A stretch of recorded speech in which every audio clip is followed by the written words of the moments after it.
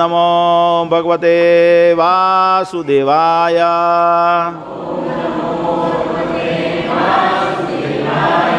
ઓમ નમો ભગવતે વાસુદેવાય.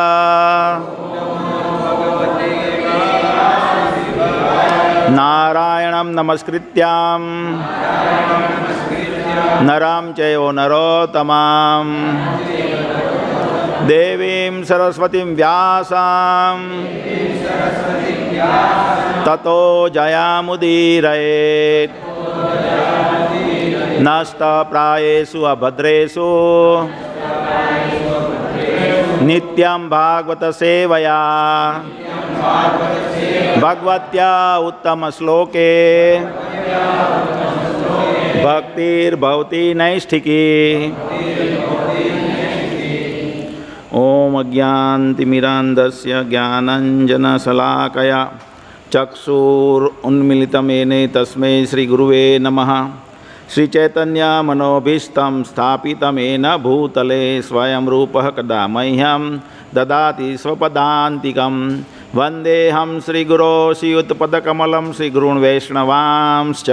શ્રીરૂપં સાગ્રજાतं સગણ રઘુનાથાન્વિતાં तं સજીવં સાવધેतं સાવધૂतं પરિજનસહિतं કૃષ્ણચૈતન્યદેવં શ્રીરાધાકૃષ્ણપાદાन् સગણ લલિતા શ્રીવિશાખાવિતાંશ્ચ. હે કૃષ્ણ કરુણા સિંધો દીનબંધો જગત્પતે ગોપેશ ગોપિકા કાંત રાધાકાંત નમોસ્તુતે. તપ્ત કાંચન ગૌરાંગી રાધે વૃંદાવનેશ્વરી વૃષભાનુસુતે દેવી પ્રણમામિ હરિપ્રિયે. વાંછાકલ્પતૃભ્ય ચ કૃપા સિંધુભ્ય એવ ચ પતિતાનાં પાવનેભ્યો વૈષ્ણવેભ્યો નમો નમઃ. શ્રી કૃષ્ણ ચૈતન્ય પ્રભુ નિત્યાનંદ શ્રી અદ્વૈત ગદાધર શ્રીવાસાદિ ગૌર ભક્તવૃંદ. હરે કૃષ્ણ કૃષ્ણ કૃષ્ણ હરે હરે હરે રામ રામ રામ હરે હરે. હરે કૃષ્ણ. તો આજે આપણે 2-3 ટોપિક લેવાના છીએ. આપણો આધાર રહેશે ભાગવતમમાં ભગવાન બ્રહ્મદેવ ભીષ્મ પિતામહે કરેલી ભગવાન કૃષ્ણને પ્રાર્થના. ભીષ્મદેવના જે સંદેશ છે એના આધારિત આપણે 2-3 ટોપિક લેવાના છીએ. તે આપણે આજે લેશું. હું જાણું છું કે અમુક પતિ પત્ની હોય ને, સાસુ વહુનો ઝઘડો થઈ જાય અથવા કોઈનો ઝઘડો થઈ જાય સમાજમાં, અથવા પતિ પત્નીનો ઝઘડો થઈ જાય પછી કોઈ પણ સારી શિખામણ પતિ પત્નીને સ્પર્શે નહીં. કાઉન્સિલિંગ ગમે એટલું કરીએ તો એને સ્પર્શે નહીં. એ પત્ની રીતે જ રહેવા માંગે છે ને પતિ રીતે જ રહેવા માંગે છે. એટલે એવા લોકો પણ અહીંયા કદાચ હોય નહીં હોય, હું એ 2-3 જણને જાણું છું.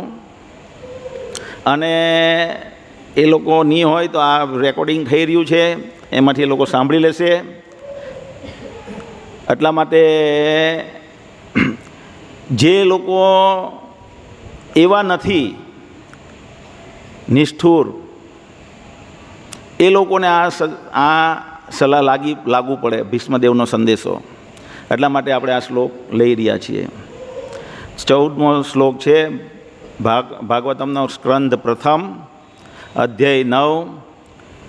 भगवान श्री कृष्ण की उपस्थिति में भीष्मदेव का देह त्याग. श्लोक संख्या 14, 15, 16, 17 ने 18. આ 4 શ્લોકના આધારે આપણે અમુક શિક્ષાઓ લેશું. કોણ કોણ દીક્ષિત ભક્તોમાં કોણ કોણ નથી આવ્યું, લિસ્ટ બનાવો.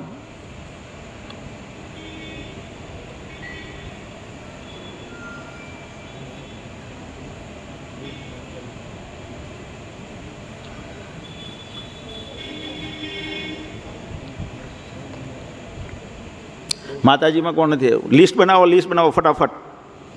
માતાજીમાં લિસ્ટ બનાવો, કોણ નથી આવ્યું? જેણે દીક્ષા લીધી છે એ ક્લાસમાં કેમ નથી આવ્યા? શ્લોક સંખ્યા 14, 1, 9, 14. માતાજી કોઈ એક જણ ઊભું થઈને લિસ્ટ બનાવો. તમે બનાવો ઝંખના માતાજી. જનરલ સ્ટેટમેન્ટ આપે ત્યારે એ કોઈને લાગુ પડતી નથી, એને તો બીજા માટે સંદેશ છે. હે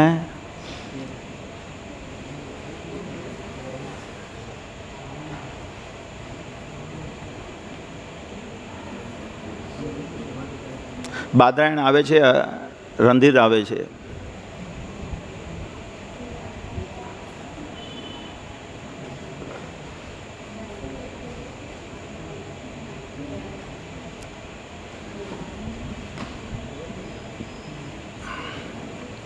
ભાઈ તમારા અમુક યુથ્સવાળા કેમ નથી આવતા?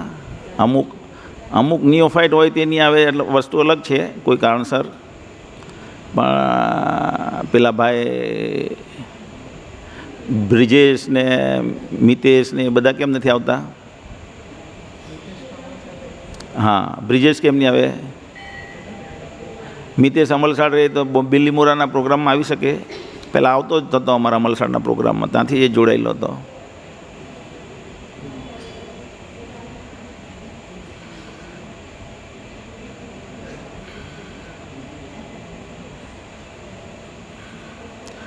લિસ્ટ બની ગયું?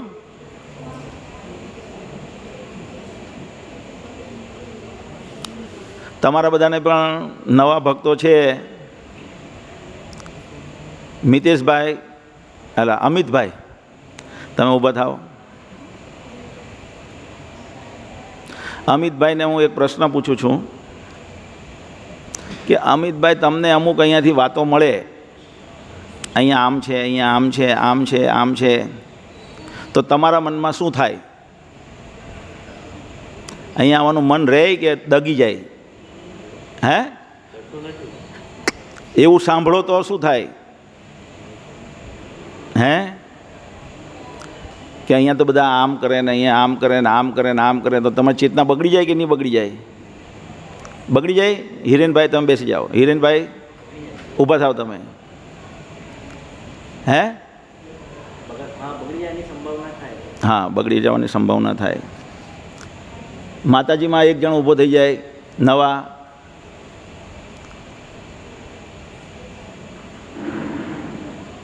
રૂપેશભાઈના વાઈફ ઊભા થઈ જાય. તમને અહીંયા કંઈક ગડબડી ચાલતી છે, ધારો કે અફવા પણ મળે, સાચી વાત નહીં હોય પણ વારંવાર અફવા મળે, તો તમારું મન દગે કે નહીં દગે?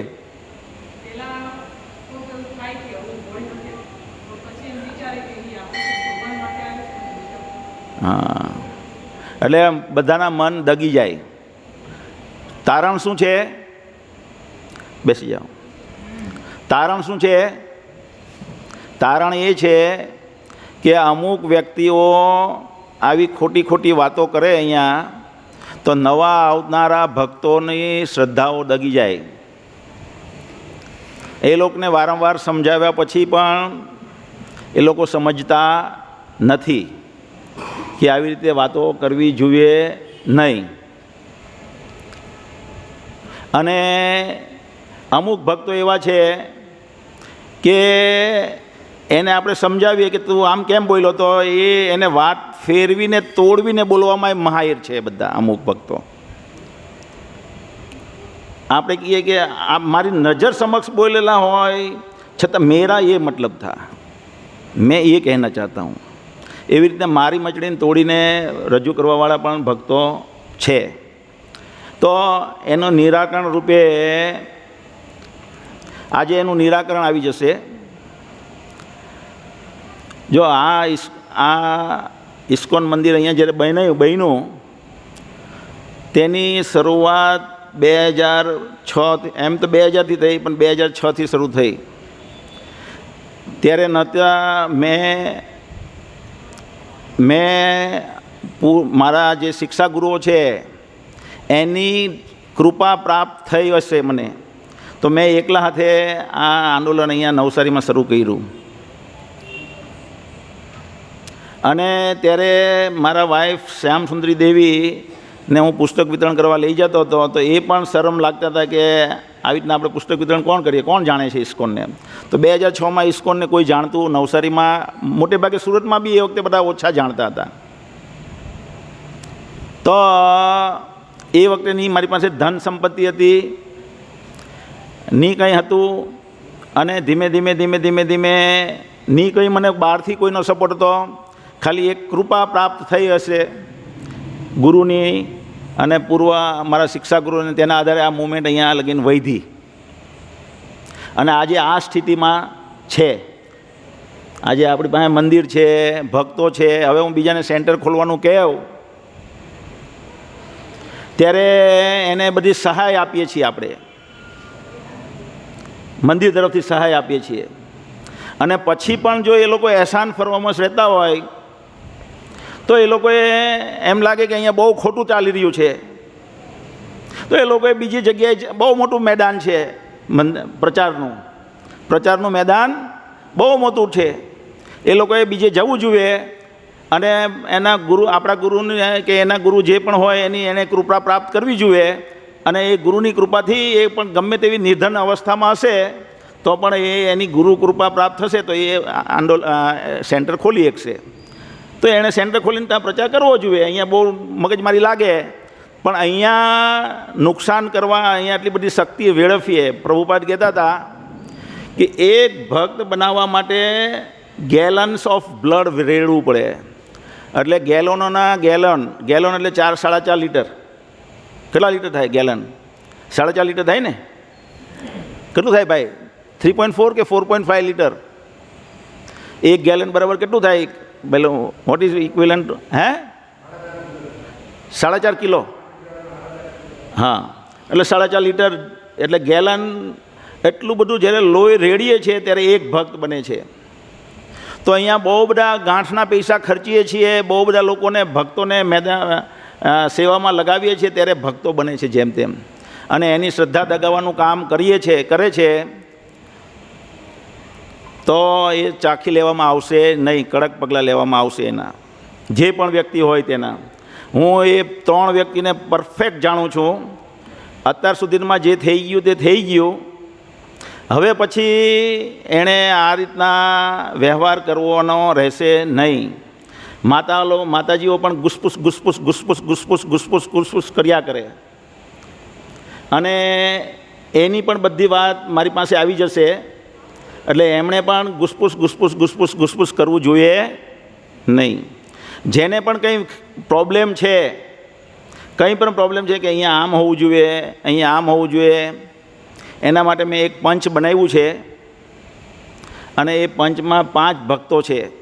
તમે તમારી જે કંઈ વાત હોય, તમને કંઈ પ્રોબ્લેમ હોય, કંઈ પણ એમ લાગતું હોય અહીંયા આમ હોવું જોઈએ, તો એ ભક્તોને તમારે જણાવવાનું. એ ભક્તોને જણાવવાથી એવું નથી કે એ તમે જણાવ્યું એટલે એ કામ થવું જ જોઈએ. મારું સજેશન આ છે, પણ મારું સજેશન તો કોઈ સાંભળતું જ નથી. મેં તો સજેશન આપ્યું. જરૂરી છે સાંભળવું જોઈએ. તમારા ઘરમાં તમારા છોકરાને લઈ દો સ્કૂટી, મર્સિડીઝ કાર. કોઈનો છોકરો માંગે મર્સિડીઝ કાર, મમ્મી પપ્પા મને સ્કૂલમાં કોલેજમાં હું જાઉં મર્સિડીઝ કાર લઈને તો મારો ભારે વટ પડે, મને લઈ દેવું. તો મમ્મી પપ્પા લઈ શકશે આપણામાંથી, અહીંયા બેસેલામાંથી કોઈ? એટલે જો પ્રેક્ટિકલ હશે, વિચાર વિમર્શ થશે એ સજેશન ઉપર, અને એ યોગ્ય હશે તો એના પર અમલ કરવામાં આવશે.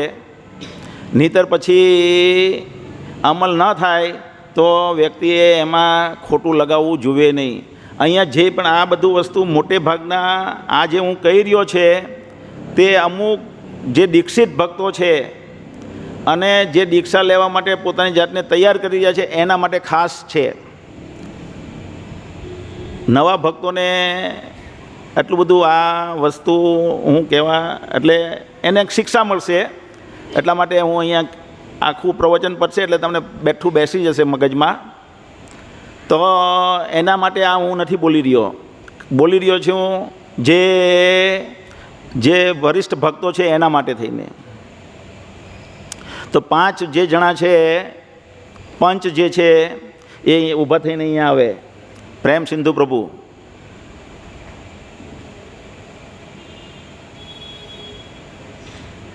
બાદરાયણ પ્રભુ,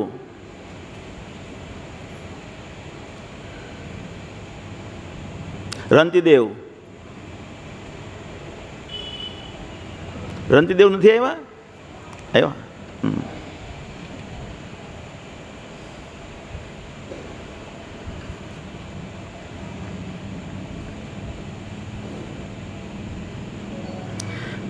આ 3, ચોથો હું અને 5મા રણધીર પ્રભુ હમણાં આવશે. હું ઓળખાણ કરી. તમને કંઈ એમ લાગે કે અહીંયા આમ હોવું જોઈએ અને આમ નથી, તો આ 3 ભક્તો પ્લસ એક રણધીર પ્રભુ, એને ચોથા અને 5મો મને તમે જણાવી શકો છો. અને તમને એમ લાગે અહીંયા બહુ ગંભીર પ્રોબ્લેમ ચાલી રહ્યો છે, બાબા રામદેવ રામ રહીમ જેવો પ્રોબ્લેમ ચાલી રહ્યો છે, એવું જો તમારા મનમાં લાગતું હોય, ગંભીર પ્રોબ્લેમ છે અહીંયા, એવો પ્રોબ્લેમ કોઈને લાગતું હોય, તો મારી ઉપર મારા સિનિયર ભક્તો છે ચૈતન્ય મહાપ્રભુ દાસ અને સવ્યસાચી પ્રભુ. મોટે ભાગના મોટા ભક્તો તો જાણે જ છે, બેઉ બ્રહ્મચારી છે. એ ભક્તો તમે એને જણાવી શકો છો. હું પણ એના વિશે જણાવીશ. જો ગુસપુસ થશે તો હું પણ આ 2 ભક્તો ગુસપુસ કરીને મારો સમય ખાઈ રહ્યા છે, હું કહીશ. અને એક વખત એ કહેશે કે હા વાત સાચી છે, 40% પણ સાચી છે, હું એને લાકડી મારીને અહીંયાથી ભક્તને કાઢી મૂકીશ. તમે તમારું બીજું સેન્ટર બનાવી શકો છો. ખ્યાલ આવ્યો? ગુસપુસ કરવાથી અહીંયા કૃષ્ણ કથાનું શીલનમ, અહીંયા આપણે ગુસપુસ કરવા આવીએ કે ભગવાનનું સ્મરણ કરવા આવીએ? મંદિરમાં આવવાનો ઉદ્દેશ શું હોય? ભગવાનનું સ્મરણ કરીએ. આટલો સમય, જેટલો સમય તમે ગુસપુસ કરો, હવે તમારે ગુસપુસ કરવાનું છે જ નહીં. તમને એમ લાગે કે અહીંયા કંઈ આ ખોટું છે, આમને જણાવી દેવું અને પછી માઇન્ડને રિફ્રેશ કરો અને ભગવાનના સ્મરણમાં લગાવી દેવું. ભગવાન કે મન મના મદ ભક્તો મધ્યાજી મામ નમસ્કરું, હંમેશા મારું સ્મરણ કર. એ જો કરશો તો તમારા બધા પ્રોબ્લેમ ઓટોમેટિક દૂર થશે. ભગવાનનું સ્મરણ કરશો. ગયા ગુરુવારે મેં અહીંયાથી એનાઉન્સ કર્યું, શુક્રવારે, હમણાં આ જેથી મંદિર બન્યું ત્યારે 4 વર્ષ મારી તબિયત ખરાબ રહી. તબિયત ખરાબ એટલે શું થઈ? તબિયત ખરાબમાં સુગર આવે ને, સુગર થાય એટલે શું થાય? સુગર એટલે શું? એટલે શું થાય શરીરમાં? જે આપણે ખાઈએ તેની ન્યુટ્રિશન બનવાનું હોય, શક્તિમાં રૂપાંતર થવાનું હોય અને બીજા બધા અંગોને શક્તિવાન બનાવવાના હોય, એ કાર્ય ન થઈ શકે. ખ્યાલ આવ્યો ને? એ ન્યુટ્રિશન લેવલ એટલે વિટામિન બી બનવું જોઈએ, વિટામિન સી બનવું જોઈએ, વિટામિન ડી બનવું જોઈએ, વિટામિન એ બનવું જોઈએ. અને એની ઉણપથી શરીરમાં કમજોરી આવવા માંડે પછી ધીમે ધીમે. તો હમણાં મેં ચેક કરાવ્યું એટલે મારા વિટામિન B12 ઓછું હતું, તો મેં એને 7 ને કેટલા આવે? 7 ને 6 13 11 ઇન્જેક્શન લેવાના આવે. એ લીધા. વિટામિન ડી ઓછું હતું તો એની દર અઠવાડિયે બોટલ લેવાની આવે, તે આવે. અને કેમ આવું થયું? કારણ કે કાટ લાગે ને, કાટ, તો એને જો સાફ કરીને કલર નહીં કરીએ તો પાછો કાટ લાગે, વધતો જાય કાટ. એવી રીતના સુગર એવું છે કે એની દવા નહીં લઈએ તો એ ધીમે ધીમે શરીરમાં એનો પ્રભાવ વધારતું જાય. એટલે મેં આયુર્વેદિક ટ્રીટમેન્ટ કરી અને એનું નિરાકરણ લાવ્યો, તો હવે મારી તંદુરસ્તી સારી છે. અને પછી હું કેટલી વખત મારા અમુક લોકોને પેલું પતિ પત્ની આવે ને ઝઘડો, ગમે એટલું કહીએ તો સમજવાલ નથી. તો એવા 2-3 ભક્તો છે. તો મેં ગયા શુક્રવારે એનાઉન્સ કર્યું કે મારે રોજ આમ, એટલે એમ તો હું અઠવાડિયામાં 2-3 તો આવું જ દિવસ, પણ ગયા શુક્રવારે મારે સવારે અહીંયા આવવું હતું ને હું નહીં આવી મંગળામાં. મેં એનાઉન્સ કર્યું તો મેં વિચાર્યું કે આને લીધે હું નહીં આવ્યું. તો એ વસ્તુને એ લોકોએ ઠેકડી ઉડાડવા માંડી. એ વસ્તુ, એ જ વાક્ય લઈને એ બે વ્યક્તિઓએ એની ઠેકડી ઉડાડવાનું શરૂ કર્યું. અહીંયા કેમેરા પણ છે અને વોઇસ રેકોર્ડ થાય છે અંદર. ખ્યાલ આવે છે તમને? તો આ જે બદમાશ ભક્ત છે એને ખાસ આ સમજવાની વસ્તુ છે. मेरा मतलब ये नहीं था, मेरा मतलब ये नहीं था, तुम्हारा मतलब जो है लाठी पड़ेगी तो सब कुछ समझ में आ जाएगा. જો અહીંયા ભક્ત છે એટલે ભક્તોને ડીલ કરવાની એક વખત એક ઘટના બની. પહેલાં હું જ્યારે ભક્તિમાં નહીં હતો ત્યારે કોઈ પણ મારી સાથે કોઈ મગજમારી કરતો હતો એ માણસ ઢળી જ ગયેલો હોય. શું ગળી ગયેલો હોય? ફિનિશ થઈ જાય તરત જ. મેં પેટ્રોલ પંપ ખોલ્યો 2004માં, 2-3 પિંડક આવ્યા અને મગજમારી કરી. મેં એક કિક મારી એ વખતે તો માણસ પેલા પિક્ચરમાં ઉછળીને પડે ને એમ પડ્યો અને ઊંડા માથે પડ્યો, માથું ફૂટી ગયું. મને એમ થયું કે મરી ગયો હશે, પણ પછી બચી ગયો અને હું પણ તમારી સામે છું, બચી ગયો. એટલે તો એવી રીતે જરાક પણ મગજમારી થતી ત્યારે હું મારામારી કરી નાખતો. પણ એક ઘટના એવી બની જેમાં પોલીસવાળાએ મને સજેશન આપ્યું કે તમારે કોઈ દિવસ જાતે મારામારી કરવાની નહીં. તમને એમ લાગે કે આ વસ્તુ તમારા નિયંત્રણની બહાર થાય છે તો તમારે માણસ મૂકવાના અને માણસ પાસે કરાવી લેવાનું, પણ તમારે ખુદ જાતે કરવાનું નહીં. ત્યારથી મેં મારામારી કરવાનું બંધ કરી દીધું. પણ અહીંયા બહાર હું આવી રીતના નિયંત્રણ કરું. નિયંત્રણ બહારની સિચ્યુએશન થાય તો આવી રીતના નિયંત્રણ કરું. પણ અહીંયા જે છે, અહીંયા ભક્તો છે જે કોઈ હરે કૃષ્ણ મંત્ર લે છે એ ભગવાનને બહુ પ્રિય હોય છે અને મારે ભગવાનને પ્રિય થવું છે. એટલે જે ભગવાનને પ્રિય છે એને હું મારી ન શકું. ખ્યાલ આવે ને? એની સાથે મારે ગમે તેમ વ્યવહાર ન થાય. પણ પ્રચારને એની વર્તણૂક પ્રચારને જ્યારે અસર કરી જાય તો મારે હૃદય પર પથ્થર મૂકીને કડક નિર્ણય લેવો પડે કે ભાઈ તમે અહીંયા આવતા નહીં. તમારી પાસે બહુ મોટું મેદાન છે, ગુરુ કૃપા પ્રાપ્ત કરો. અને મેં પણ ઝીરોમાંથી સર્જન કર્યું. હું પણ મારી પાસે કઈ રૂપિયા નહીં હતા, મારી પાસે કોઈ બેકઅપ નહીં હતું અને આ બધું સર્જન થયું છે. તમે પણ ગુરુ કૃપાથી આ બધું બીજી જગ્યાએ કરી શકો છો. આ એક સંદેશો કહેવા માગું છું.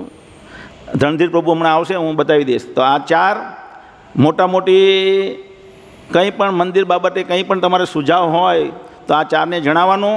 બીજા પણ મારી ટીમમાં અમુક બીજા ભક્તો છે તો એણે જેમ કે હરિકીર્તન છે, અધિધરણ છે, બીજા 2-4 ભક્તો છે, એ સબ કમિટીમાં રહેશે.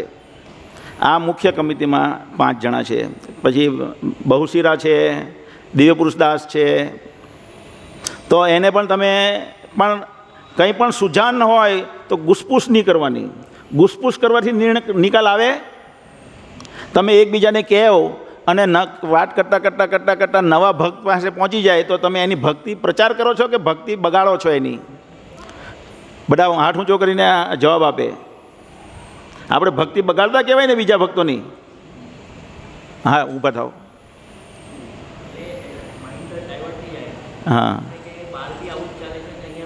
હા, એમ કે બહાર જે મગજમારી ચાલતી હતી એનું નિરાકરણ કરવા હું અહીંયા મંદિરમાં આવ્યો અને મંદિરમાં પણ આ જ પ્રોબ્લેમ છે. વેરી ગુડ, બહુ જ હોશિયાર છે વિરેન ને? Very good. તો તમારામાં કંઈ પણ પ્રોબ્લેમ હશે અને જેન્યુન પ્રોબ્લેમ હશે એનું નિરાકરણ આવશે આ 4-5 ભક્તો દ્વારા. બેસી જાઓ. એમનું નામ છે પ્રેમ સિંધુ, બાદરાયણ, રંતીદેવ. મારું નામ છે જય ગોવિંદાસ અને બીજા છે રણધીર પ્રભુ જે રેલવેમાં સ્ટેશન માસ્ટર છે. એને મેં 9 વાગે આવવાનું કીધેલું હતું, પણ કદાચ જો કંઈ કારણસર નહીં આવી શકે તો પતે ત્યાં લગીનમાં આવી જશે. હું તમારી ઓળખાણ કરાવી દઈશ. તો પ્રચારને રૂકાવટ પેદા થાય એવું થવું જોઈએ નહીં.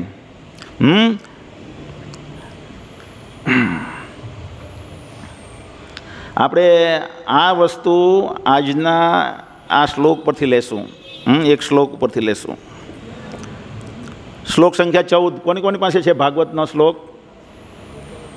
બધા ઘણા પાસે છે.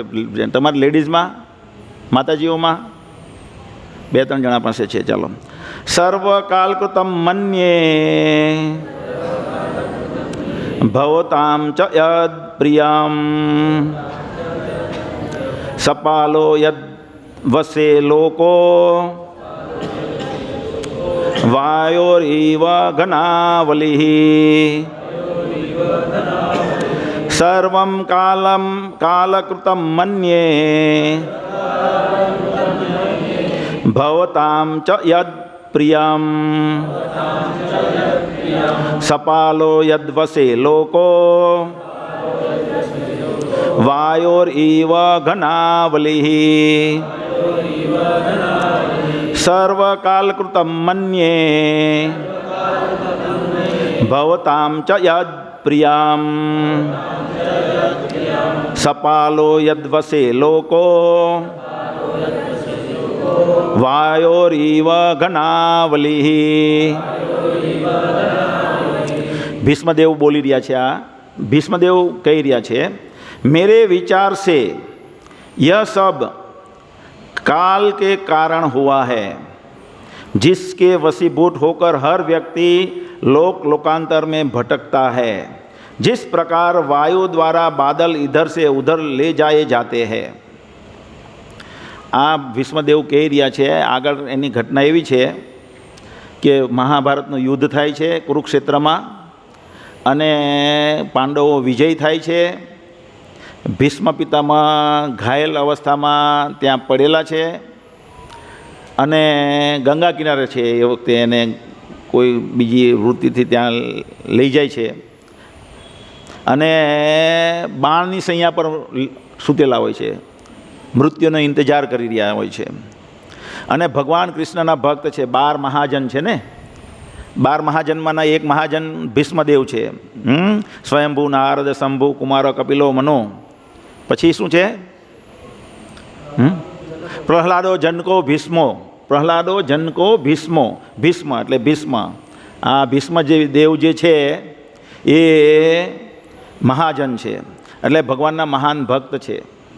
તો એ કેમ ભગવાનના મહાન ભક્ત હોવા છતાં યુદ્ધમાં કૌરવ તરફ લડ્યા? કારણ કે ભગવાન કૃષ્ણ જગતને બતાવવા માંગતા હતા. શું બતાવવા માંગતા હતા? કે કોઈ ગમે એટલો શક્તિશાળી હોય પણ જો એ ધર્મના વિરોધમાં યુદ્ધ કરે તો એનો પરાજય થવાનો નિશ્ચિત છે, ગમે એટલો શક્તિશાળી વ્યક્તિ હોય. સમજમાં આવે છે વાત? કોઈ ગમે એટલો શક્તિશાળી હોય, કોઈની ગમે એટલી મોટી ઓળખાણ હોય, ગમે એટલો મોટો નેતા હોય, પણ જો એ અધર્મના પક્ષમાં હશે તો એનો પરાજય થવાનો છે. એવું ભગવાન કૃષ્ણ આખા જગતને બતાવવા માંગતા હતા. એટલે ભીષ્મ પિતામાં શક્તિશાળી હોવા છતાં સામેના પક્ષમાં લડ્યા, જેથી કરીને એનો પરાજય થાય અને કૃષ્ણ ભગવાન બતાવી શકે જો પરાજય થયો. સમજમાં આવી વાત? એટલે સામે પક્ષમાં રહીને યુદ્ધ કર્યું એમણે. હવે બધા યુદ્ધ જીતી જાય છે, બધી અંતિમ ક્રિયા પતી જાય છે, બધાને સાંત્વના મળી જાય છે. પછી યુધિષ્ઠિર મહારાજને મનમાં સાંત્વના નથી મળતી કે મને રાજા બનાવવા માટે થઈને કરોડો લોકો મરી ગયા. મહાભારત યુદ્ધમાં 64 કરોડ લોકો મહાભારતમાં વર્ણન છે કે એ યુદ્ધ 18 દિવસ ચાલ્યું અને એમાં 64 કરોડ લોકો મરી ગયા. કેટલા? અને યુધિષ્ઠિર મહારાજ એમ સમજે છે કે આ મને રાજા બનાવવા માટે થઈને મર્યા. એટલે એના મનમાં દુઃખ જે છે એ જતું જ નથી. એટલે કૃષ્ણ ભગવાન સમજાવે તો પણ એના મનમાંથી દુઃખ જતું નથી. કૃષ્ણ ભગવાન સમજાવે ને કોઈ ન સમજી શકે એવું કદી બની ન શકે. પણ મોહગ્રસ્ત ભગવાન જાણી જોઈને મોહગ્રસ્ત રાખે એને, યુધિષ્ઠિર મહારાજને, જેથી કરીને ભીષ્મદેવ પાસે જશે અને ભીષ્મદેવ એને ધર્મનું જ્ઞાન આપશે. અને આ અત્યારે જ્ઞાન આપી જ રહ્યા છે એ વસ્તુનું. આ 5 શ્લોકમાં સાંત્વના આપી રહ્યા છે. આ 5 શ્લોક એ પ્રમાણેના છે, સાંત્વના આપી રહ્યા છે. તો એ ભીષ્મદેવ સાંત્વના જે આપશે એનાથી યુધિષ્ઠિર મહારાજ સાંત્વના પામશે. તો ભગવાન કૃષ્ણ કારણ કે એની આ ઈચ્છા હતી કે ભીષ્મદેવ સામે લડે, સામેના કૌરવના પક્ષમાં. કૃષ્ણ એ જાણતા હતા અને એ લડ્યા ભીષ્મદેવ. તો એ કારણ કે ભક્ત છે એટલે એની ખ્યાતિ ફેલાવવા માંગે છે. અત્યારે શું, કોની ખ્યાતિ ફેલાવવા માંગે છે કૃષ્ણ ભગવાન? ભીષ્મની. તો લોકો કહેશે ને કૃષ્ણ ભગવાને સમજાવ્યા, ધૌમ્ય ઋષિને સમજાવ્યા, વ્યાસદેવે સમજાવ્યા યુધિષ્ઠિર મહારાજને, પણ યુધિષ્ઠિર મહારાજ સમજ્યા નહીં. પણ સમજ્યા કોણથી? ભીષ્મદેવથી. તો ખ્યાતિ કોની વધી? આવું કરવા માંગે છે. એટલા માટે બધાને લઈને બધાને રાજ કુબેર જેવો વૈભવનું આયોજન કરે બધા પાંડવોનો. કેમ? કુબેર જેવો વૈભવયુક્ત બધાને બનાવે, એકદમ ધન સંપત્તિવાન, બધા મુગટ સોના ઘરેણા મોંગટ પહેરીને બધા જાય છે ત્યાં ભીષ્મદેવ પાસે. કારણ કે ભીષ્મદેવની અંતરની ઈચ્છા હતી યુધિષ્ઠિર મહારાજ રાજા બને, અને બચપણથી આ લોકોએ બહુ કષ્ટ સહન કરેલું છે કૌરવો તરફથી. એના પિતા નાનપણમાં પાંડુ રાજા એક્સપાયર થઈ જાય છે, દેહ ત્યાગે છે, અને દેહ ત્યાગીને એ એક વખત યુધિષ્ઠિર મહારાજ પૂછે છે નારદ મુનિને કે અમારા પિતા પાંડુપુત્ર ક્યાં, પાંડુ રાજા ક્યાં છે અત્યારે? તો નારદ મુનિ બતાવે છે કે તમારા પિતા અત્યારે યમરાજની સભામાં સેવા બજાવી રહ્યા છે. તો કે હવે મારે તેમને ત્યાંથી મૂવ કરવા છે યમરાજની સભામાંથી સ્વર્ગ તરફ, તો મારે શું કરવું જોઈએ? એમ એને પ્રશ્ન કરે છે. તો ભીષ્મ પિતામહે પાંડુ રાજાએ દેહ ત્યાગ્યો છે, અને આ લોકો અહીંયા રાજા એના દુશ્મન છે. કોણ રાજા બની ગયો હતો? દુર્યોધન. બધા કપટ કરતો હતો, ધૃતરાષ્ટ્ર જાણે છે, પણ પુત્ર પ્રેમને લીધે એ પણ ના નથી કહી શકતા, અને બધા કષ્ટ આ લોકોને પહોંચાડે છે. એટલે ભીષ્મદેવ આ બધું જોઈ છે એ વખતે, અને વિચારે છે કે આ પિતા વગરના પુત્ર અને કેટલો અન્યાય થઈ રહ્યો છે. લાક્ષાગૃહમાં સળગાવી દીધા, ભીમને ઝેરી પદાર્થ ખવડાવીને સમુદ્રમાં ફેંકી દેવામાં આવ્યો. એવી રીતના અનેક પ્રકારના કષ્ટ. એ લોકોનું રાજ્ય છીનવી લીધું કપટથી, એ લોકોની પત્ની છીનવી લીધી, પત્નીનું અપમાન કરવામાં આવ્યું, 2 વખત વનમાં મોકલવામાં આવ્યા એ લોકોને, અને આવી રીતના અનેક પ્રકારના કષ્ટ એને પહોંચાડ્યા છે. એટલે ભીષ્મદેવની ઈચ્છા હતી કે યુધિષ્ઠિર મહારાજ રાજા બને, કારણ કે યોગ્ય પાત્ર એ હતા. અને જ્યારે એણે ઠાઠમાઠથી રાજાના વેશભૂષામાં જોયા ત્યારે એને મૃત્યુ સમયે સાંત્વના મળી. હવે એ કહે છે અહીંયા પહેલાં, જहाँ तक मेरी पुत्र वधु कुंती का संबंध है, कुंती विषय કહે છે. कुंती પણ આવી છે, द्रौपदी પણ આવ્યા છે. ये महान सेनापति पांडु की मृत्यु होने पर सभी बच्चों के साथ विधवा हो गई, और इसके कारण उसने भयंकर कष्ट सहे, और अब जब तुम लोग बड़े हो गए हो तो भी वह तुम्हारे कर्मों के कारण काफ़ी कष्ट उठा रही है. કારણ કે યુદ્ધમાં યુધિષ્ઠિર મહારાજના છોકરા દ્રૌપદીના 5 પુત્ર મરી ગયા, ઘટોત્કચ મરી ગયો, અભિમન્યુ મરી ગયો, બહુ બધા પાંડવોના પુત્ર પણ મરી ગયા. તો એ બધું એની માતા કુંતી માતાએ તો જોયું ને, તો એ પણ એને કષ્ટ આવ્યું ને, બધું કષ્ટ આવે ને વહેલાનું. તો અત્યારે ભીષ્મદેવ આ કહી રહ્યા છે. હવે કહે છે આ બધું તમારા પર કષ્ટ આવ્યું એ પાપ કર્મોને લીધે નથી આવ્યું. અહીંયા કહે છે, શું કહે છે? તમારા પર જે કષ્ટ આવ્યું એ પાપ કર્મોને લીધે નથી આવ્યું. એ શેને લીધે આવ્યું છે? સમય કાળને લીધે આવ્યું છે. શું છે? કાળ જે છે આ જગતનું બધું વેરવિખેર કરી નાખે. જેવી રીતના વાયુ જે છે વાદળને વેરવિખેર કરી નાખે, એવી રીતના કાળ આ જગતમાં બધી વસ્તુને વેરવિખેર કરી નાખે. તો કાળને લીધે થયું છે, કારણ કે કાળ ભગવાનનો એક શક્તિ છે, ભગવાનની એક શક્તિ છે. તો પ્રશ્ન એ થાય કે ભગવાન કૃષ્ણ સાક્ષાત હાજર છે પાંડવો સાથે, તો પછી કાળનો પ્રભાવ કેમ આવ્યો?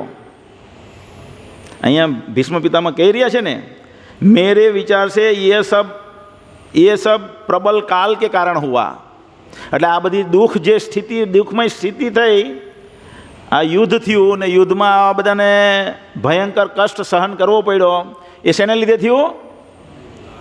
આપણા બધા પર કષ્ટ આવે, આપણે મોટી, તો આપણે શું સમજવું જોઈએ? આપણા કોઈ પાપ કર્મને લીધે આવે છે એમ સમજવું જોઈએ. સમજમાં આવી? કારણ કે આપણે એવા ધાર્મિક નિયમોના પાલક નથી. પાલન કરીએ નથી કરી શકતા. કેવા હતા રંતિદેવ? રંતિદેવ રાજા પાંડુ વંશમાં આગળ સીબી રાજા હતા. ચાલો સીબી રાજાની વાત કરીએ, રંતિદેવને જવા દઈએ. રંતિદેવ સીબી રાજા હતા. એવા એનો કોઈ આશ્રય લે તો રાજા આશ્રય લેનાર વ્યક્તિના પોતાના પ્રાણના ભોગે પણ એની રક્ષા કરે, એને રાજા કહેવાય. શેના માટે અમે પોઈન્ટ કાઢ્યો? હા, તો એ ધર્મનું પાલન. આપણે ધર્મનું પાલન એવું કરતા નથી. એ ધર્મનું પાલન કેવું કરે તે જુઓ તમે. આ સીબી રાજા તો એક વખત કબૂતર આવે. કબૂતર આવે ને, કબૂતર આવે. હોલો તમે ક્યાંકથી સાંભળ્યું? ભાગવતમાં વાંચ્યું? તમે ભાગવતમાં વાંચ્યું હોય તો બોલો.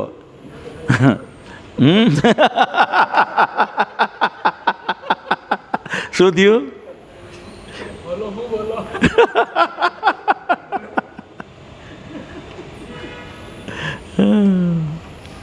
તો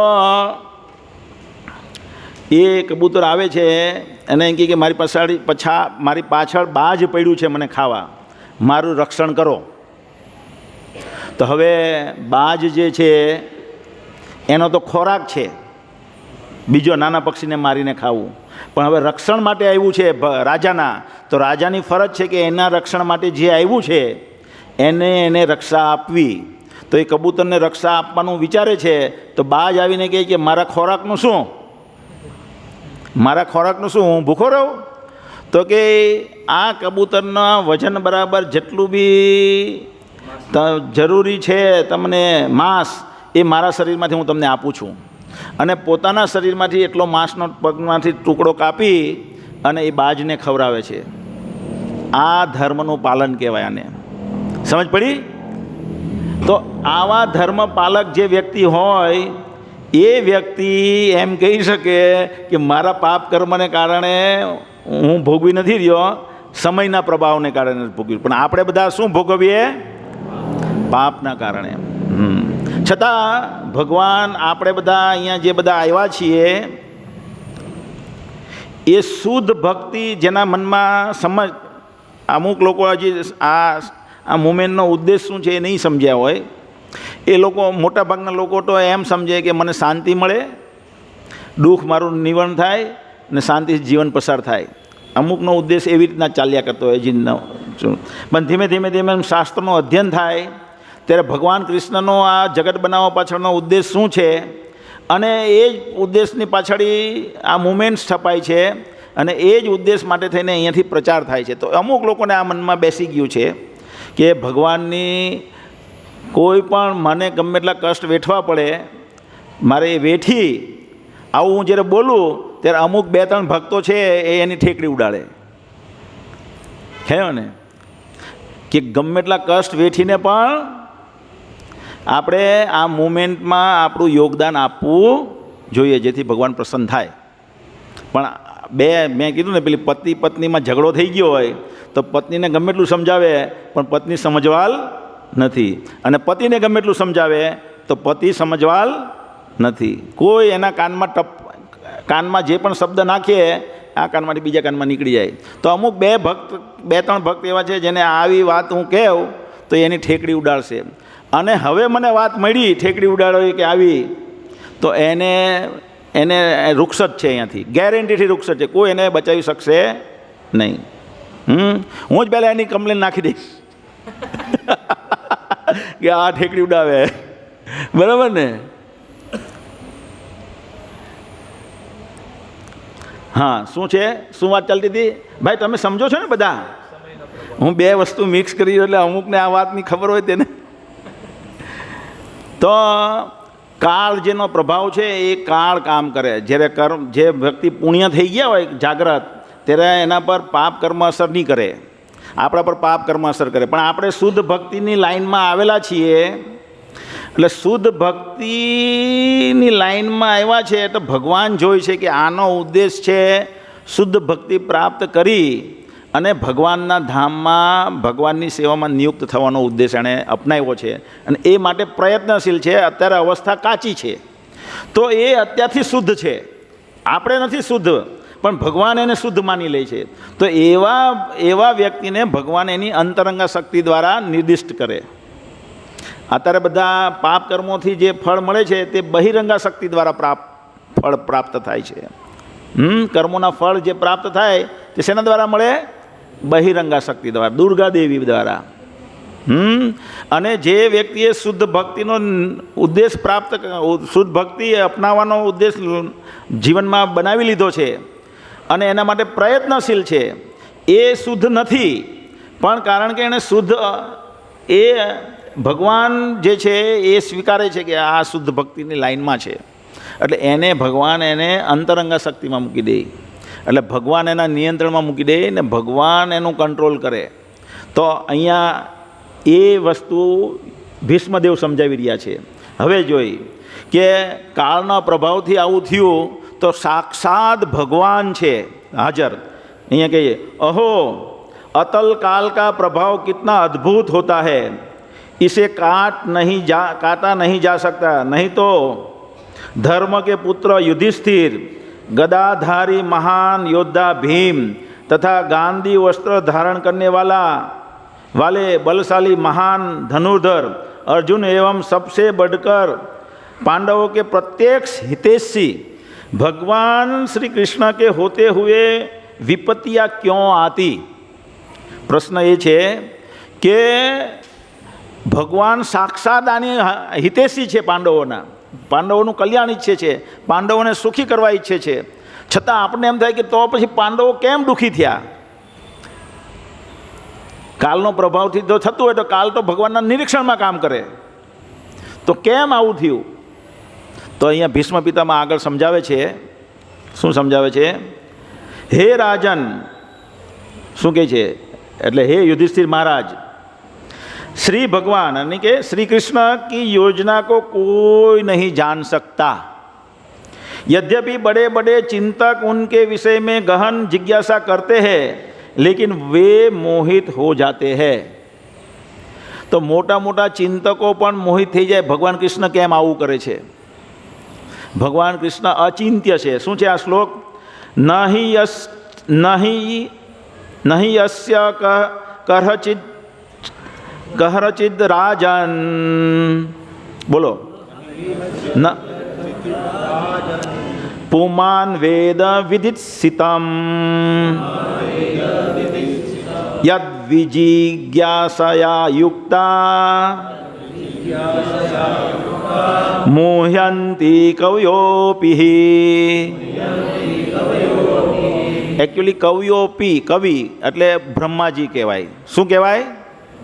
તો બ્રહ્માજીથી મોટો કોણ બુદ્ધિશાળી હોઈ શકે? આપણું શરીર શેનું બનેલું છે? 24 તત્વોનું બનેલું છે. ભૂમિરપનલો વાયુ ખમ મનો બુદ્ધિ રેવ ચ અહંકારિતી અમે ભિન્ના પ્રકૃતિ અસ્તધા. 8 આ પ્રકૃતિ કઈ? ભૂમિ, અપ એટલે પાણી, અનલ એટલે અગ્નિ, વાયુ એટલે હવા, અને ખમ એટલે આકાશ, મન બુદ્ધિ ને અહંકાર. 8 તત્વ, 10 ઇન્દ્રિયો, 5 જ્ઞાન ઇન્દ્રિય, જેમાં 5 જ્ઞાન ઇન્દ્રિય ને 5 કર્મેન્દ્રિય થઈને 10 ઇન્દ્રિયો, 5 ઇન્દ્રિયોનો વિષય, 18 ને 5 23, અને 24 આત્મતત્વ, અને 25મો ઉપર પરમાત્મા. તો એ આ બધી વસ્તુનું આપણું શરીર બનેલું છે. એમાં મન બુદ્ધિ ને અહંકાર બી આવી જાય. તો બ્રહ્માજીનું શરીર ખાલી બુદ્ધિ તત્વનું બનેલું છે. શું છે? એમાં આ બધું પ્રમાણ બીજું બધું નથી. તો એની જેટલો હોશિયાર કોણ હોઈ શકે? હે? તો પણ કવિઓ અહીંયા કે મોહ્યંતી કવિયોપી, તે મોટા બ્રહ્માજી જેવા પણ મોહિત થઈ જાય ભગવાનની માયા શક્તિ દ્વારા. અહીંયા ભીષ્મદેવ કહી રહ્યા છે. તો આપણે ઉદાહરણ જોઈએ છીએ ભાગવતમાં, કેટલા મોટા રાજા ઇન્દ્ર છે એ પણ મોહિત થઈ ગયા. બ્રહ્માજી મોહિત થઈ ગયા ભગવાનની માયા શક્તિ દ્વારા. શિવજી મોહિત થઈ ગયા એક વખત. પછી અર્જુન જે ભગવાનની સાથે રોજ રહેતો એ મોહિત થઈ ગયો, એટલે ભગવદ્ ગીતા કીધી ભગવાને.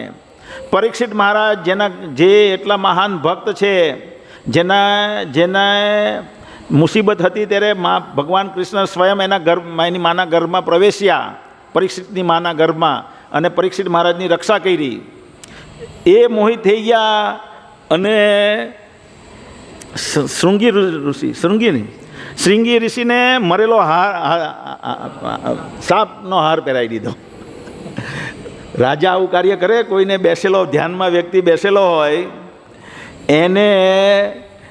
એને મરેલો સાપનો હાર બનાવીને કોઈ પહેરાવી શકે?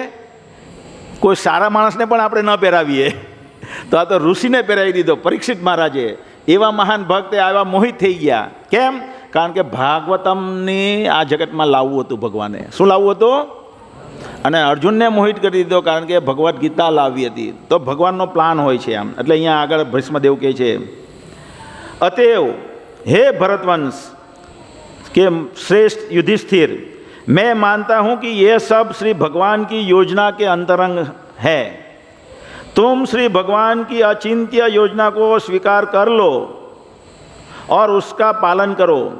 अब तुम नियुक्त किए गए શાસન અધ્યક્ષ હો, એટલે કે હવે તમે રાજા થઈ ગયા છો અને હવે તમે સ્વીકારી લેવો કે આ બધી ભગવાનની યોજનાથી થયું છે, તમારી યોજનાથી નથી થયું, તમને રાજા બનાવવા માટે થઈને નથી થયું. સમજમાં આવી વાત? अतएव हे महाराज, आपको अब उन लोगों की देखभाल करनी चाहिए जो असहाय हो चुके हैं. यानी जे मरी गया છે, કોઈના પિતા નથી, કોઈની માતા નથી, અને બીજા પ્રજા જે છે એ બધા અસહાય અવસ્થા કહેવાય. એ બધાની એ અસહાય અવસ્થા લોકોની તમારે લેવાની. તમે પોતે દુઃખમાં ન પડો. આ બધું ભગવાનની યોજનાથી થયું છે એમ ભીષ્મદેવ સમજાવી રહ્યા છે.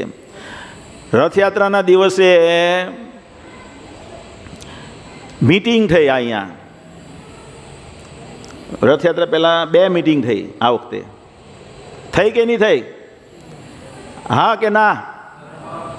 2 મીટિંગ થઈ. 1 મહિના 1.25 મહિના પહેલાં અને 15 કે 10 દિવસ પહેલાં રથયાત્રાને. તો બધાને પૂછ્યું અહીંયા, ભાઈ તમે કંઈ રહી જતું હોય તો કહેવું, રહી જતું હોય તો કહેવું, રહી જતું હોય તો કહેવું. બધાને પૂછ્યું એવું? કોઈને એમ લાગતું હોય કે નહીં પૂછ્યું હોય તો એ ઊભો થઈને વિરોધ નોંધાવી શકે છે. બરાબર છે? કોઈએ એમ નહીં કીધું કે રાતનો પ્રસાદનું શું કરીએ પ્રભુ? કોઈએ કીધું? કોઈએ નહીં કીધું. ભગવાનનો પ્લાન હતો તમને બધાને ભૂખા રાખવાનો. ખ્યાલ આવ્યો?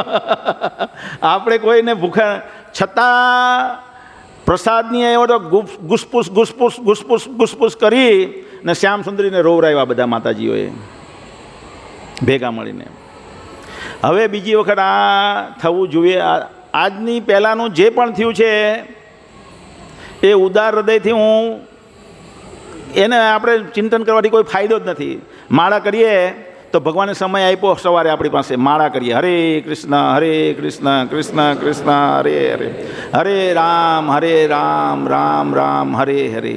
અને પછી આપણું મન કંઈ ભાગી જાય તો આપણે તરત મનને લઈ આવીએ, અરે ભાઈ અત્યારે તો તું આ માળામાં મન જરાક ધ્યાન રાખ, હે મન માળામાં ધ્યાન રાખ, તારું કલ્યાણ થશે. બીજે ભટકવાથી શું ફાયદો થાય છે? આપણે મનને એવી રીતના વશમાં લાવીએ, બીજે વિચારવાનું બંધ કરી દઈએ, જેથી સમયનો સદુપયોગ થાય ને આપણું કલ્યાણ થાય ને ભગવાન આપણા પર પ્રસન્ન થાય. તો એવી રીતે પાછલી વાતને સ્મરણ કરવાથી શું ફાયદો? કોઈ ફાયદો થવાનો? ભૂલ જાઓ ક્ષમા કરો और ભૂલ જાઓ. તો એ સૂત્ર મેં અપનાવ્યું છે, ક્ષમા કિયા और ભૂલ જાઓ. લેકિન હવે પછી આજના પ્રવચનના પછી જે પણ વ્યક્તિ અહીંયા નથી આવ્યા એને પણ તમે બધા જણાવી દેજો. એ ગમે તે ઉસ્તાદી કરશે, એને જ્યાં જવું હોય ઉસ્તાદી કરી લે. અહીંયાથી એનું નિરાકરણ, અહીંયા હું જે નિર્ણય લેવાનો એ જ થવાનું છે. મારો અહીંયા ઉદ્દેશ કોઈ એવો નથી. આ શેનો ઉદ્દેશ છે? શેના માટે આપણે અહીંયા બધા ભેગા થઈએ? શેના માટે આ બધું આયોજન કરીએ? શેના માટે સમય ફાળવીએ? બધાને ભક્તિમાં પ્રગતિ થાય. શેના માટે થાય? ભક્તિમાં પ્રગતિ થાય. એ લોકો પ્રચાર કરે, જગતમાં શાંત વાતાવરણ બને, એ બધા ભક્તિ કરે અને બધા ભગવાનના ધામમાં જાય. જે ભગવાનના ધામમાં લઈ જવા માટે ભગવાને આ જગતની રચના કરી. આ જગતમાં એક કર્મફળ ભોગ આપણે ગયા વખતે જોયું, એ મારે કહેવાનું રહી ગયેલું હતું મારે બીજા બી પોઈન્ટ લેવાના છે. ઓકે, ચાલો જવા દઈએ. તો એ બાજુ હું નથી જતો, આપણે બીજા બી પોઈન્ટ છે થોડાક, એ લઈ લઈએ. તો એક છે કે આ સજેશન કમિટી જે અહીંયા વહીવટ કરશે, તમે એને બધાને જણાવી શકો છો. બીજું છે આ મંદિરમાં સવારે અમુક બે ભક્તો, સોમવારે કોણ કોણ આવે? મતંગ અહીંયા આવો. સોમવારે કોણ આવે?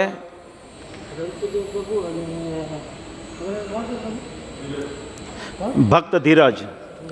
તો સોમવારે હોલ ક્લીન કરવા. ભગવાન કે નેહા વિક્રમન શોચતી પ્રત્યવાયોનો વિદ્યતે સ્વલ્પમસ્ય ધર્મસ્ય ત્રાહેતો મહતો ભયાત. એ શ્લોક આપણે જે ઘણી વખત સમજ્યા છે. એમાં એક ઉંદર પ્રભુપાદ એમના પ્રવચનમાં સમજાવે છે, જે વેદમાં એનો વેદોમાં એ ઉદાહરણ છે. એ પ્રભુપાદ આપણને બતાવે છે કે એક ઉંદર હતું, એ આમ ભાગતું હતું આમ કરીને, અને ભગવાનની સામે દીવાની વાત પ્રગટ થયેલી હતી, અને એને એમ થયું કે આ સફરજનની ચીરી છે, અને આમ કરીને ખાવા જાય એ વાતને. તો વાત તો ગરમ થઈ ગયેલી હોય ને, હળગતી હોય, એટલે ગભરાઈ જાય અને આમ પાછું જવા જાય. જેવું પાછું જવા જાય તો પેલી વાત આગળ ઢકેલાઈ જાય, અને દીવો જે બુઝાઈ જવાનો હતો તે પ્રજ્વલિત થોડોક રહ્યો, થોડોક ટાઈમ વધુ પ્રજ્વલિત રહ્યો, થોડોક ટાઈમ. એક તો ઘી પતી ગયું એટલે ઉજવવાનો તો હતો જ, એટલે બુઝાવવાનો હતો જ, તેની જગ્યાએ પ્રજ્વલિત રહ્યો. આ ઘંટડી આપણે શેના માટે લગાવીએ અહીંયા? આ ઘંટડી અહીંયા શેના માટે આપણે અહીંયા લગાવીએ મંદિરમાં? તમને ખબર છે કે કોઈ વ્યક્તિ જે ભગવાનને જાણતો નથી એ આવીને અહીંયા ખાલી એક વખત આમ ઘંટડી વગાડે તો ભગવાનને એ સેવા થઈ કહેવાય. શું કહેવાય? ભગવાન એને બહુ મોટું માને, એને બીજા જન્મમાં એનું ફળ આપે, એ સુખી થાય. એટલા માટે આપણે અહીંયા ઘંટડી લગાવીએ. તો એવી જ રીતે અહીંયા બધા નાના નાના આપણે કાર્યો કરીએ. ઘંટડી વગાડવાથી, પછી અહીંયા સાફ કરવાથી બધાની સેવા થાય. તો એ સેવામાં એટલા માટે નહીં તો આપણે બીજા બે પેલા કામવાળી રાખીએ કે નહીં રાખીએ શકીએ? રાખીએ કે નહીં રાખીએ શકીએ? પણ આપણે બધાના મનમાં ભગવાન પ્રત્યે પ્રેમ જગાડીએ. અહીંયા પ્રવચન દ્વારા શાસ્ત્રો બી એ જ કરે, ભગવાન કૃષ્ણ પ્રત્યે પ્રેમ જગાડે અને પ્રેમથી કાર્ય કરે. હાર પણ મળે, વેચાતા લાવીએ તો હાર મળે કે નહીં મળે? પણ અહીંયા માતાજી પાસે આપણે બનાવીએ. કેમ કે એ પ્રેમથી બનાવવામાં આવે. ભગવાન કે અસ્નામી ભક્તિ ઉપહતામ અસ્નામી પ્રયતાત્મનઃ પત્રમ પુષ્પમ ફલમ તોયમ યો મે ભક્ત પ્રયચ્છતિ તદહમ અસ્નામી. એ હું સ્વીકારું છું, ભગવાન કહે છે, એ હું ગ્રહણ કરું છું જો ભક્તિપૂર્વક આપે તો. તો અહીંયા હાર આપણે એટલે બનાવીએ છીએ કે એ ભગવાનના પ્રેમથી બનાવવામાં આવે, અને એ જે હાર બનાવે છે એના પર ભગવાનની કૃપા વરસે છે. એવી રીતે અમુક બે ત્રણ બદમાશ છે, એ એમ સમજે કે હું આ બધાથી પર છું, મારે આ બધી સેવા કરવાની જરૂર નથી. એવા બે ત્રણ બદમાશ પણ છે, હું આ બધી વસ્તુથી પર છું. એની અંગત નહીં વળે કોઈ દિવસ. દીક્ષા શું કહેવાય, મારો ભૂલ એ થઈ ગઈ કે એને કાચી અવસ્થામાં મારીથી દીક્ષા અપાવાઈ ગઈ કહેવાય. શું કહેવાય? હવે બધા બહુ માંગે મારી પાસે કે પ્રભુજી મને દીક્ષા અપાવો, પણ હવે હું એને પાકો કર્યા વગર છોડવાનો નથી. ઘણા લોકો આ લોકો જો માતાજી ગુસપુસ પહેલાં મંગળા આરતી થતી તો 3, 4, 5, 6 માતાજી મંગળા આરતીમાં આવતા નિયમિત. હમણાં શ્યામ સુંદરીને 5 વર્ષથી ફ્રોઝન શોલ્ડર થઈ ગયો, કમરનો દુખાવો, ગરદનની દુખાવો અને ઘૂંટણનો દુખાવો. સોલ્યુશન મળતું નહીં હતું, બહુ ચિંતા એને થતી. મને ચિંતા થઈ જ નથી. મને જ્યારે રોગ થયો ત્યારે પણ મને ચિંતા નહીં, અને એને પેલું થયું ત્યારે પણ ચિંતા નહીં. કેમ ચિંતા નહીં? હા, હું મારે જે કરવું એ કરી નહીં શકું અસહાય અવસ્થાને કારણે, પણ ચિંતા એટલે નહીં કે એનું સોલ્યુશન હોય જ છે, અને ભગવાન જ્યારે એ સોલ્યુશન પરમાત્મા રૂપે મને આપશે ત્યારે એનું નિરાકરણ થઈ જશે. તો મારું નિરાકરણ થઈ ગયું, એવી રીતે શ્યામ સુંદરીનું પણ અત્યારે નિરાકરણ 4 વર્ષે થઈ ગયું. ખ્યાલ આવ્યો? તો એ જે જમાનામાં કોઈ નહીં ઓળખતું હતું, તો એ સમયમાં સોનલ છે, એનું નામ હું શશીમુખી દાસી, દેવીદાસી, સદાદિયા દેવીદાસી, એના સ્વભાવમાં આમ તેમ હોઈ શકે બધાના, પણ એ લોકોનું જે યોગદાન છે કોઈ નહીં આવતું. આ 3 જણા પ્રસાદ બનાવતા હતા. પહેલાં 2007થી પ્રસાદ બનાવે છે. પછી ધીમે ધીમે સર્વશોભના જોડાયા, અને બીજા માતાજીઓ જોડાયા, અને ધીમે ધીમે મુવમેન્ટ આગળ વધતી ગઈ. ભક્તો જોડાતા ગયા, કારવા બળતા ગયા. શું કહેવાય? लोग झूलते गए और कारवा बढ़ता गया. ને આજે આ મંદિર આપણી પાસે છે. આજે આપણી પાસે એવી સ્થિતિ છે કે આપણે પ્રચાર કરી શકીએ. અને કેટલા 6 ડે સેશન કર્યા આપણે, 2-3. એ 6 સેશન આપણા જે એમાંથી ફળ ભક્તો બનવા જોઈતા હતા એ નહીં બન્યા, કારણ કે આ 2-3 ભક્તો નિષ્ઠુર કેટલી વખત સમજાવ્યા પછી બી સમજે નહીં ને કુછ કુછ કુછ કુછ કુછ કુછ કુછ કુછ કુછ કુછ કુછ કુછ પેલા ખિસકોલીને જેમ કર્યા કરે.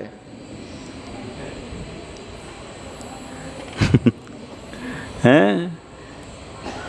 હવે 1-2 ગુસપુસ ગુસપુસ થાય એટલે 1-2-3 કમ્પ્લેન અને ચોથી વખત આઉટ ગેરંટેડ. જ્યાં જેણે કરવું હોય ત્યાં કરે, કારણ કે અહીંયા નુકસાન થાય છે. ખ્યાલ આવ્યો ને? તો શું, તો એ માતાજી ગુસપુસ કરવાને લીધે એની વૃત્તિ જે મંગળામાં આવવાની વૃત્તિ હતી, આવતા હતા, એ ગુસપુસ કરવાને લીધે વૃત્તિ ભગવાને તોડાવી નાખી.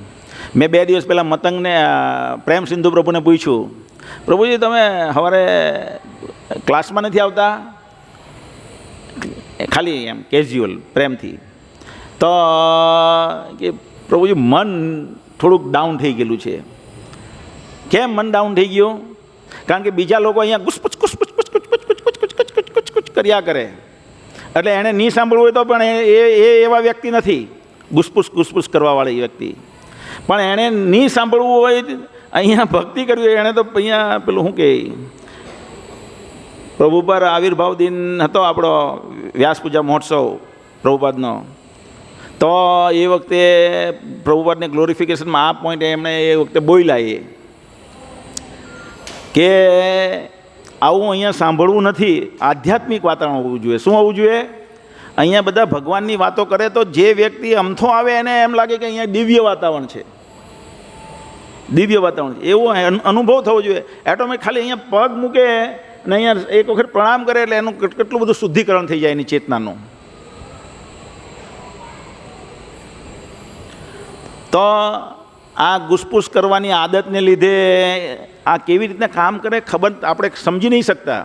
ગુસપુસ કરવાવાળું એ લોકોને બીજા જન્મમાં શું પ્રાપ્ત થશે એ પણ નહીં સમજી શકે. એ લોકોને સમજવા નથી, હું અત્યારે બોલું છું તો પણ તમને લોકોને સમજાવવું જોઈએ. જે એ લોકો સમજે નહીં તેને વાંધો નથી, પણ કે જેમ કે હું કહું યાર મને ગાતા નહીં આવડે, કીર્તન કરતા આવડે મને, હે પત્રમ પુષ્પમ ફલમ તોયમ યો મે ભક્તા પ્રયચ્છતિ. હરિકીર્તન બોલો તમે આ શ્લોક, તો એ મધુર લાગે એનું બોલેલું. મારું બોલેલું મધુર નહીં લાગે, કારણ કે મારામાં મધુરતા નથી. કેમ? કારણ કે કંઈ આગલા જન્મમાં ભક્તિમાં ખલેલ પહોંચાડેલી છે. એવું કંઈક હોય, કંઈ પણ કારણ હોય. ભગવાન અચિંત્ય છે અને અચિંત્ય રૂપે કંઈ પણ ફળ આપે. તો એવી રીતે એ લોકો સમજવા નથી કે આ લોકની વૃત્તિને લીધે અહીંયા કેટલુંક નુકસાન થઈ રહ્યું છે. તો ઉધઈ જેમ ખાઈ જાય અને ખબર નહીં પડે, અને એક દિવસ ખવાઈ જાય બધું, ત્યારે બધું ખબર પડે કે ઓ અહીંયા ઉધઈ લાગેલી હતી. ખબર પડે છે તમને? હું અહીંયા 10 વર્ષ પહેલાં સ્ટેશન પર રહેતો હતો, તો ત્યાં બેડમાં ઉધઈ લાગી. તો આપણે બેડની અંદર પેલું બીજું ખાનું બનાવેલું હોય ને, તો અંદર પાવડર થઈ ગયો. જ્યારે પાવડર થઈ ગયો ત્યારે ખબર પડી કે આ તો ઉધઈ લાગેલી છે. ત્યાં લગીને ખબર જ નહીં પડી કે ઉધઈ લાગેલી.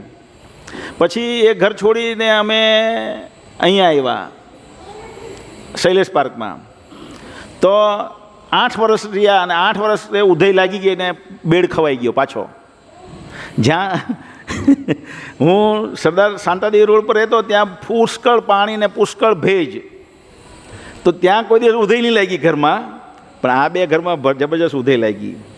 તો એવી રીતે ઉધઈ લાગે, એવી રીતના આપણી ચેતના જ્યારે આપણે નહીં સાંભળવાનું સાંભળીએ, આપણી ચેતના ધીમે ધીમે ધીમે ધીમે ધીમે ધીમે ધીમે ભગવાન ભક્તિમાં રુચિ ઉડાડી દે.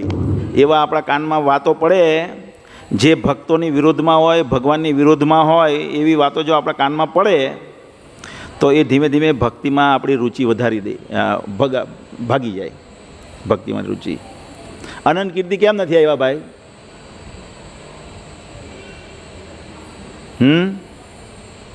ભાઈ આનંદ કરતી કેમ નથી આવ્યા?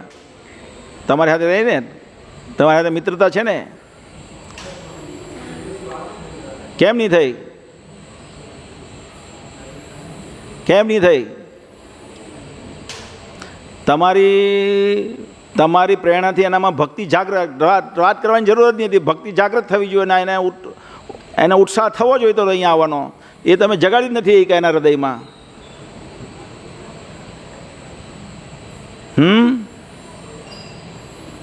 તો જે વ્યક્તિ ભગવાનની વિશે પોઝિટિવ વાત સાંભળશે એનામાં ભક્તિ જાગૃત થશે, અને જે વ્યક્તિ કૂચપૂચ કરશે ને એની સાથે જે કોઈ બેસશે એની ભક્તિ નાશ થશે. એટલા માટે સંખ્યા ધીમે ધીમે ઘટી જાય. અને એટલા માટે મંગળામાં માતાજીઓ આવતા હતા, એ ઘૂસપૂસ કરવાની આદતને લીધે એ લોકોનો પણ મંગળામાં નહીં આવી શકતા. એ લોકોની અહીંયા મેં આ બે જણને રીડિંગની ટીમ બનાવેલી હતી. તો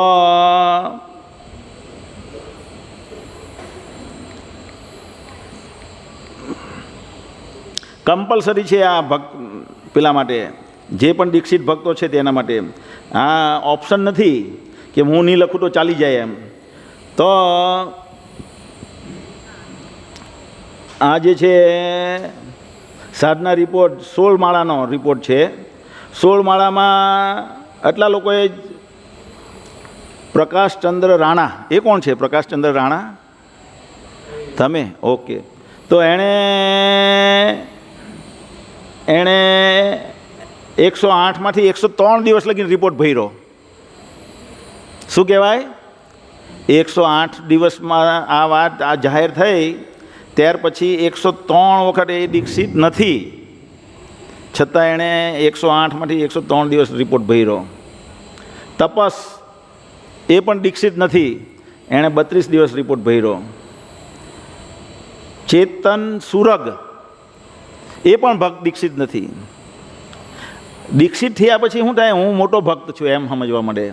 ઇન્દ્ર રાજાને એમ થાય હું બધું સંચાલન કરું છું, ભગવાન કંઈ નથી, માયામાં આવી જાય.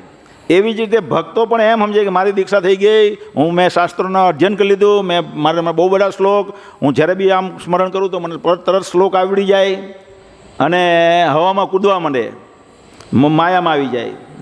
એટલે ભક્તોની દીક્ષિત ભક્તોની આ સ્થિતિ છે. આગળ જોજો. ચેતન સુરગ 11 દિવસ, દર્શન વદિયેતર 1 દિવસ, દીપ પટેલ, કોણ છે દીપ પટેલ? તમે 1 દિવસ જ ભર્યો, એડવાન્સ થઈ ગયા નહીં? ઓકે. હર્ષ પોકર તો આવ્યા જ નહીં આજે.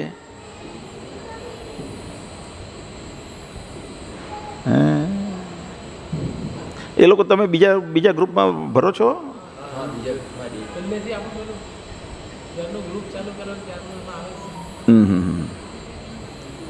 ઓકે. પરાગ વ્યાસ કે પારસ વ્યાસ? પરસભાઈ વ્યાસ, જિગ્નેશભાઈ કે પારસ વ્યાસ? ઓ હા, તમે માતાજી 8 દિવસ રિપોર્ટ કર્યો, 100 દિવસ બાકી રહી ગયા. અને બાકીના દીક્ષિત લોકો કંઈ નહીં, રામ રામ, અમે એડવાન્સ ડિવોટી. કમ્પલસરી આપવાનો રહેશે રિપોર્ટ હવેથી. શું કીધું? કોઈને ઓબ્જેક્શન હોય તો અત્યારથી કહી દેવું કે મારે હું નહીં ભરી શકીશ.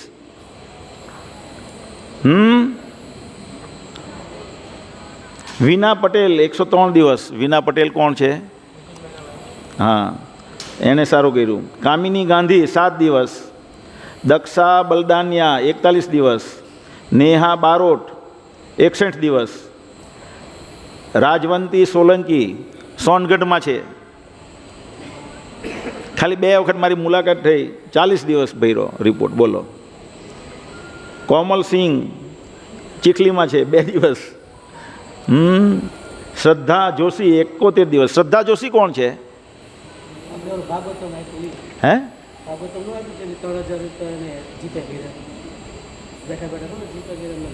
હા, okay, વકીલના wife.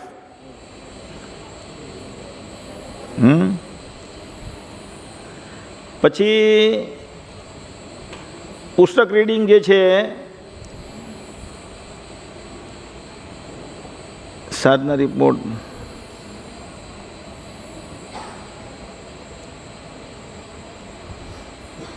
Sadhana report initiated devotees out of 108 days. તો આમાં અત્યારે હવે જે થઈ ગયું તે થઈ ગયું, અત્યારે ક્લોઝ. પણ હવેથી રેગ્યુલર તમારે રિપોર્ટ ભરવાનો રહેશે એવું અમારી મિટિંગમાં નિર્ણય લેવાયો કે જે વ્યક્તિ રેગ્યુલર પ્રભુપાદની પુસ્તકોનું રીડિંગ નહીં કરે, દીક્ષિત હોય, બ્રહ્મચારી હોય, જો એ કન્ટિન્યુઅસ 3 મહિના રીડિંગ નહીં કરશે તો એ બ્રહ્મચારી રહેશે નહીં. એ બ્રહ્મચારી લાઈફમાંથી એનું પતન થઈ જશે, એણે લગ્ન કરવા જ પડશે. તો એટલા માટે બહુ જ જરૂરી છે રેગ્યુલર 5 મિનિટ તો 5 મિનિટ પ્રભુપાદની પુસ્તકનું રેગ્યુલર રીડિંગ કરવું જ પડશે એણે.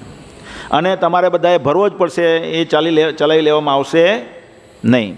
તો એ કોઈને ભરતા નહીં આવડે તો એ ભરતા કેવી રીતના ભરવાનું એ પણ શીખવાડવામાં આવે. જય માતાજી, આમ તેમ કાં છે જય માતાજી?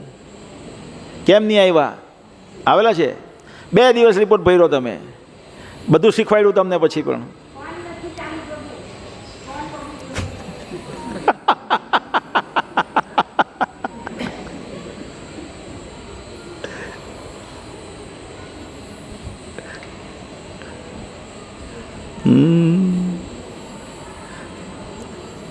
તો હવેથી આ રિપોર્ટ રેગ્યુલર ભરવાનો રહેશે બધાએ.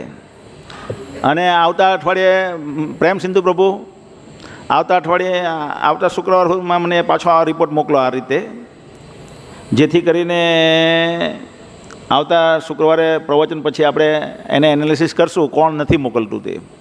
બરાબર? હરે કૃષ્ણ. હવે થોડુંક મોડું થઈ ગયું છે.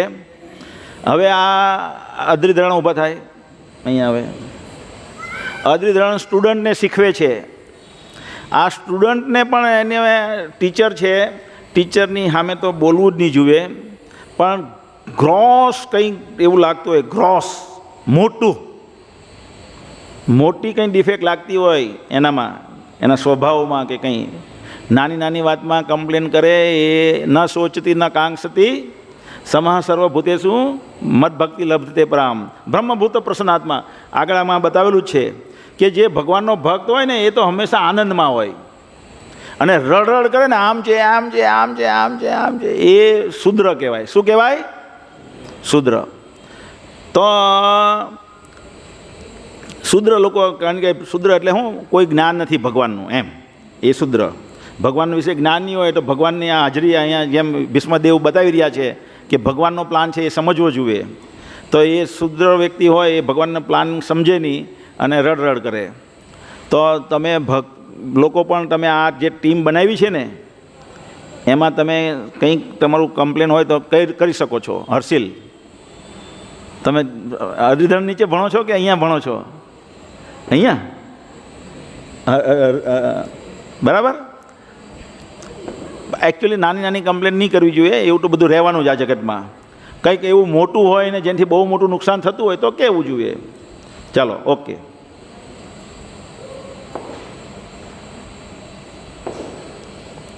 હવે ગુરુ મહારાજની વ્યાસ પૂજા છે તિરુપતિ બાલાજીમાં. તો એ ગ્રુપમાં મેં મૂક્યું છે. જે પણ ભક્તો આવવા માંગે તે આજે, કારણ કે વાત તો પહેલેથી જ મૂકી દીધેલી હતી ટેન્ટેટિવ શિડ્યુલ, તો આ જે કન્ફર્મ શિડ્યુલ છે 1-2 દિવસમાં જ રવિવાર સુધીમાં જણાવી દે તો સોમવારે ટિકિટ કઢાવી લેવાય, અને નહીં તો પછી એને પોતાની રીતે ટિકિટ કઢાવવાની રહેશે. તો રવિવાર સાંજ સુધીમાં પોતાનું નામ લખાવી દે. ગ્રુપમાં એનાઉન્સ કરી દીધું છે કેટલી ફી છે, કેવી રીતના રહેવાનું છે. એક નોર્મલ રૂમ, બેઝિક રૂમ છે. બેઝિક રૂમ એટલે નાનું રૂમ, એમાં એટેચ ટોયલેટ બાથરૂમ હોય તો એના 5400 રૂપિયા પર વ્યક્તિ છે. પછી બીજી રૂમ એવી જ રૂમ હોય પણ એનાથી જરા વધારે જગ્યાવાળી હોય તો એમાં 5800 રૂપિયા છે. પછી એમ કરતાં વધતા જાય. સ્ટાન્ડર્ડ, ડિલક્સ, સુપર ડિલક્સ એવી રીતના 5 કેટેગરીની રૂમો છે. તો જેણે જેમાં લખાવવું હોય પર વ્યક્તિ એ પ્રમાણે એ લોકો આપી જાય. એમાં રહેવાનું, પ્રસાદનું, વ્યાસ પૂજામાં જે એક્સપેન્સ છે તે પણ એમાં ઇન્ક્લુડ થઈ જાય, અને આવવા જવાની ટ્રેન નોન એસી ટિકિટ પણ સામેલ થઈ જાય છે. ઓકે.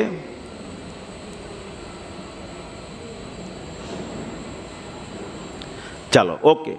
કોઈને કંઈ પ્રશ્ન હોય તો પૂછી શકે છે, એક બે. કોઈને કંઈ ડાઉટ હોય, શંકા હોય?